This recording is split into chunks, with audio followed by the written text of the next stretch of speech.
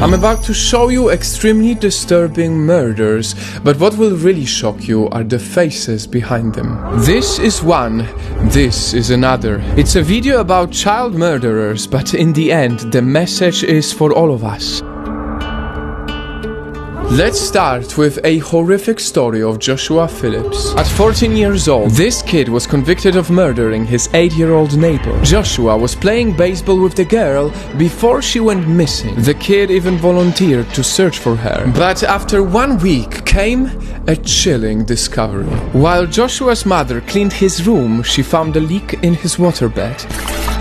Inside, she found the girl's body, naked, half down, hit by a bat and stabbed on the face, neck and chest. The very last thing that girl played with was also the thing that killed her. And it's the same weapon used by these next child criminals. Brothers who murdered their own father. Despite their youth, the boys will be tried as adults for their father's murder. Alex King, 12, and Derek King, 13, bashed their father's head with a baseball bat until half of his face was smashed and his skull cracked open. To cover up this crime, they set their own house on fire, burning their dad's body to death. That is tragic. But the next child murderer did not just kill his own father. Kip Kinkel, 15, had always been obsessed with guns and bombs. He even bragged to his classmates about blowing up animals. But people ignored all of these red flags until the very day that ruined his life. Kip grabbed a rifle from his room and shot the back of his father's head. On the same day, he met his mom at the garage, told her he loved her and then shot her 6 times. The next morning, Kip went on a shooting spree at his school's cafeteria. 2 people died, 25 got wounded, and in the end, he was sentenced to 111 years in prison.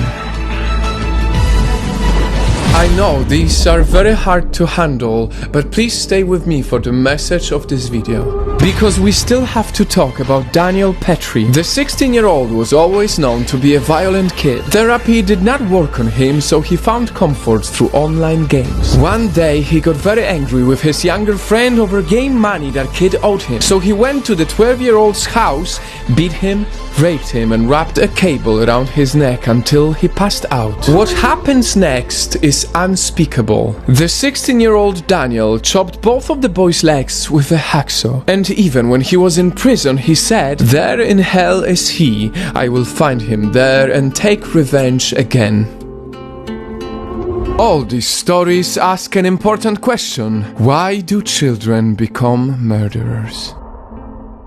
To be honest with you, this video was incredibly hard to make, not only because of the murders, but also because I myself could have become like these kids.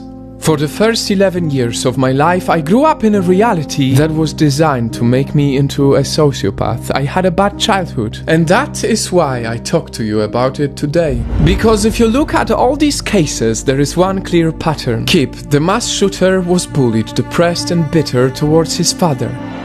Joshua's father was a drug addict and alcoholic. He was afraid of his father's short temper, and it was that fear that caused him to panic when he hit the little girl.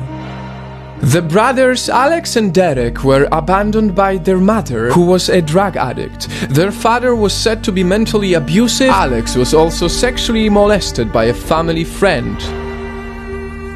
There is never a justifiable reason for the crimes these children did. But we also know that no child is born evil, and that is why I want to send an important message to all the people watching. Never allow hate inside your home, because hate can build up in a child's heart and mind until it swallows them whole and leaves them empty inside.